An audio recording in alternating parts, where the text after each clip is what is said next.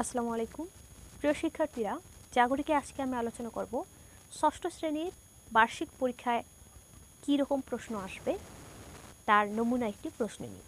শিক্ষার্থীরা, আজকে যে নমুনা প্রশ্নটি আমি আলোচনা করব সেটি হচ্ছে ষষ্ঠ শ্রেণীর জীবন ও জীবিকা এই বিষয়ে। শিক্ষার্থীরা, এটি হচ্ছে তোমাদের জীবন ও জীবিকা এই বিষয়ের নমুনা প্রশ্ন। এখানে এখন আমি যে প্রশ্নটি দেখাবো ঠিক এই রকম প্রশ্নই তোমরা তোমাদের বার্ষিক পরীক্ষায় পাবে। এই পরীক্ষাটি হবে 3 ঘন্টা সময় ধরে, আর এর পূর্ণমান হচ্ছে 100 নম্বরের মধ্যে এই পরীক্ষাটি হবে। শিক্ষার্থীরা, প্রথমেই থাকবে ক বিভাগ নৈর্বৃত্তিক। এখানে মোট 15টি নৈর্বৃত্তিক বা বহু নির্বাচনী প্রশ্ন দেওয়া থাকবে। প্রতিটির জন্য রয়েছে 1 নম্বর করে। 15টির মধ্যে 15টির উত্তরই দিতে হবে। 15টির উত্তর যদি সঠিক হয় তাহলে তোমরা এখান থেকে 15টি মার্ক পাবে। অর্থাৎ এখান থেকে তোমরা যতটি সঠিক অ্যান্সার দিতে পারবে তোমরা এখান থেকে তত নম্বর পাবে। এরপরে রয়েছে এক কথায় উত্তর দাও। এখানে মোট 12টি প্রশ্ন থাকবে। 12টির মধ্যে তোমরা যে কোনো 10টি প্রশ্নের সঠিক উত্তর দিবে। 10টি প্রশ্নের জন্য তোমরা এখান থেকে মোট 10 নম্বর পাবে। অর্থাৎ একটি সঠিক উত্তরের জন্য তোমরা এখানে পাবে 1 নম্বর করে। এরপরেই রয়েছে খ বিভাগ সংক্ষিপ্ত উত্তর প্রশ্ন। এখানে মোট 12টি প্রশ্ন দেওয়া থাকবে। এই 12টির মধ্যে যে কোনো 10টির উত্তর তোমাদের দিতে হবে। শিক্ষার্থীরা, এটি হচ্ছে নমুনা প্রশ্ন। এখানে 12টি দেওয়া নেই, 10টি দেওয়া আছে, কিন্তু তোমরা যে মূল প্রশ্ন পাবে বার্ষিক পরীক্ষার সেখানে 12টিই দেওয়া থাকবে। সেই 12টির মধ্য থেকে তোমরা তোমাদের পছন্দ অনুযায়ী 10টির উত্তর দিবে। 10টির জন্য তোমরা পাবে 20 নম্বর, কারণ একটি প্রশ্নের মান হচ্ছে 2 নম্বর। সঠিক একটি উত্তর দিলে তোমরা 2 নম্বর পাবে। এভাবে 10টিরই উত্তর সঠিক করলে তোমরা 20 নম্বর পাবে। এরপরে আছে গ বিভাগ রচনামূলক প্রশ্ন দৃশ্যপটবিহীন। শিক্ষার্থীরা, গ বিভাগে মোট 5টি প্রশ্ন থাকবে। এই 5টির মধ্যে যে কোনো 3টির উত্তর তোমাদের দিতে হবে।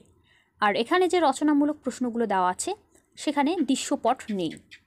দৃশ্যপট কি বলতো? দৃশ্যপট হচ্ছে এই প্রশ্নটির উত্তর দেওয়ার জন্য একটা উদ্দীপক অথবা কোনো একটা ঘটনা বা কোনো একটা তথ্যের উপর নির্ভর করতে হয়। এখানে কোনো একটি বিষয়ের ঘটনা বা কোনো একটা তথ্য দেওয়া থাকে, এই তথ্যের আলোকে প্রশ্নের উত্তর দিতে হয়, সেটাই হচ্ছে দৃশ্যপট যুক্ত। এখানে যেহেতু এরকম কোনো ঘটনা দেওয়া নেই, সরাসরি প্রশ্ন আছে, তাই এগুলো হচ্ছে দৃশ্যপটবিহীন। এখানে 5টি প্রশ্ন দেওয়া থাকবে। 5টির মধ্যে যে কোনো 3টির উত্তর তোমরা দিবে। 3টির জন্য এখানে নম্বর রয়েছে 15। একটি প্রশ্নের সঠিক উত্তরের জন্য রয়েছে 5 নম্বর করে। এরপরে রয়েছে ঘ বিভাগ। এখানেও রচনামূলক প্রশ্ন, কিন্তু এই রচনামূলক প্রশ্নগুলো হচ্ছে দৃশ্যপট নির্ভর। এখানে প্রতিটি প্রশ্নতেই দৃশ্যপট আছে। এখানে মোট 60টি প্রশ্ন থাকবে। 60টির মধ্য থেকে যে কোনো 5টির উত্তর তোমাদের দিতে হবে। শিক্ষার্থীরা, এখানে একটু মনোযোগ দাও। প্রতিটি প্রশ্নের আগে এখানে দৃশ্যপট আছে। দৃশ্যপট হচ্ছে এরকম কোনো একটা বিষয়ে তথ্য, ঘটনা বা কাহিনী এরকম থাকবে। তারপর এই ঘটনার আলোকে 2টি প্রশ্ন থাকবে, ক এবং খ। এই ঘটনা পরে এই প্রশ্ন দুটির উত্তর দিতে হবে। এখান থেকে দৃশ্যপট থেকে খ নম্বর পর্যন্ত এই পুরাটাই হচ্ছে একটা প্রশ্ন। এরকম 5টি প্রশ্নের উত্তর তোমাদের দিতে হবে। তাহলে একটি প্রশ্নের উত্তর দিতে হলে তোমাদের কয়টি প্রশ্নের উত্তর দিতে হবে? 2টি, ক এবং খ। একের আওতায় রয়েছে ক এবং খ। ক এবং খ এর উত্তর দিলে তোমরা 1 নম্বর কমপ্লিট করবে। এখান থেকে পাবে 8 নম্বর। ক এর জন্য রয়েছে 4 নম্বর, খ এর জন্য রয়েছে 4 নম্বর।